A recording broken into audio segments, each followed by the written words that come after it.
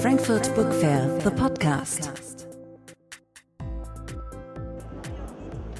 We would like to welcome you to another podcast of the Frankfurt Book Fair.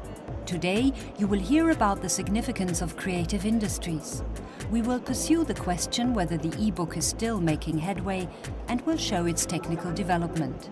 Also, we will introduce an example of a business model coming from the Far East, successfully combining modern and traditional medias. Frankfurt Book Fair, topic of the day. Although it is still evident that the Frankfurt Book Fair predominantly takes care of books, still under the keyword creative industries, a noticeable development can be observed. The director of the Frankfurt Book Fair, Jürgen Boos, states to that, what we are seeing here in Frankfurt, and Frankfurt is a mirror of what's happening in the industry, in the publishing industry, that the publishing industry is opening itself to more creative industries. Yeah? We have the movie business here, we have the TV producers here, we have the online gamers here, so a lot more things are going to happen. In the middle of it is the intellectual property, the content. Yeah? But this content is used by all media, by all different media. That's the big change here. Also this year again, a great topic during the book fair.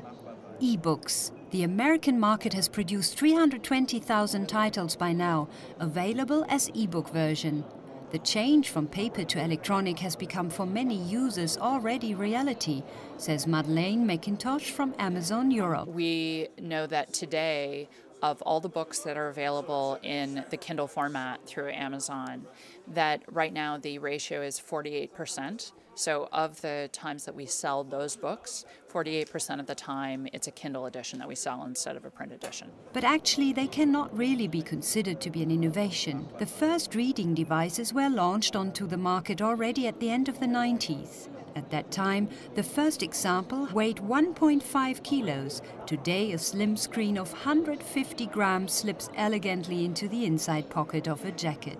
Thanks to the use of the so-called electronic ink, the text can easily be read even in direct sunlight. And this is not all of the improvements, explains Ronald Schild, managing director of Librica, Germany's leading provider of e-book titles. On top of that, it only consumes power once when you turn pages, so it will last over weeks, even months, before you need to recharge it. On this device I only carry 50 books, which is probably something like 5% of capacity, and it can hold up to 1,000 books, which probably is more than most people have in their own personal library. Despite this enormous technical development, many consumers are still hesitant when it comes to purchasing such a gadget. According to Schild, there is still a great need for real wholesale to happen. The device that is sexy enough, functional enough, user-friendly enough is there. That's one of them, the Cyborg Opus. There are others in the market, but they're still too expensive. They usually come at 249 euros. We expect them to go below 200 euros in the next months. And within 12 months we should see a price point of 150 euros. The other point is selection. On Librica.de, that's the leading and official ebook platform for the German market, we currently carry 14,000 ebooks, which is not a small number, but it compares to 1 million books in print as printed books. But we work with all the major publishers to publish the novelties as ebook, and most of them do, at least in the next 6 to 12 months. How do the publishers succeed in turning the enormous flood of internet publications into their own profit as well as profit for the authors and their readers? This question will be dealt with during our discussion forum in Hall 4. Subject: integration of new media into traditional media. The Chinese publishing house Shanda Literature Limited gives their successful response. Appearing on the market 7 years ago, the Chinese market leader today possesses $1.8 billion of equities and 4 million paying readers. Those who have created the basis with Shanda Literature are the online authors, states Zhou Hongli, Chief Copyright Officer of the company.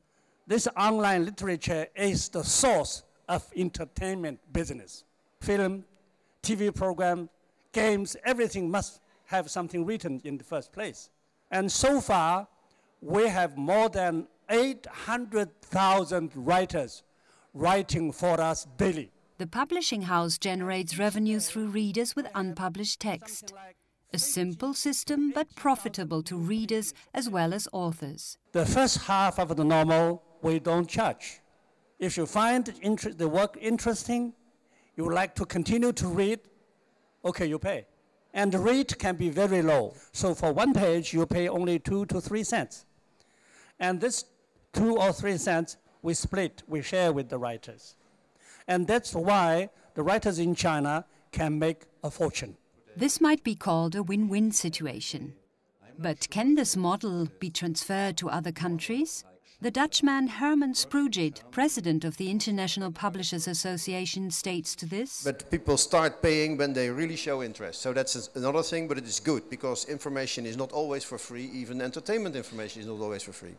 What I like in this model is that there is a kind of selection procedure done by the readers. So that is an element which, again, I like very much. The question is, will eventually people like to buy the book in print format? Our distribution infrastructure is entirely different, as you said. So we need less than in the Chinese environment to get access in this way. And that, I think, is also one of the other elements and different from China. Tomorrow we will turn to our guest of honor, China.